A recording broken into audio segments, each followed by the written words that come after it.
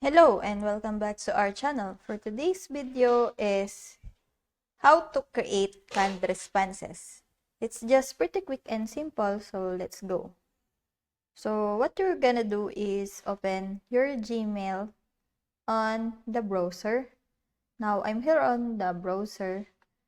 Next is go to the gear icon on the upper right corner.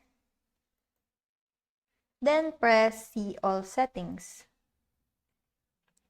Now, go to Advanced. Then, here on Templates, just enable it and turn frequent messages into templates to save time. Templates can be created and inserted through the More Options menu in the Compose toolbar.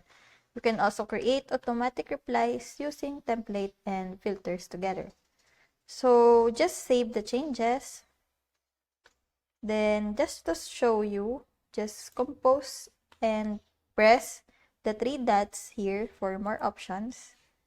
Then here, go to templates and just insert the templates. So that's it. That's how to create canned responses. I hope that this video helps, and if you have any questions or comments, kindly put it in the comment section below, and if not, don't forget to subscribe and like. Thanks!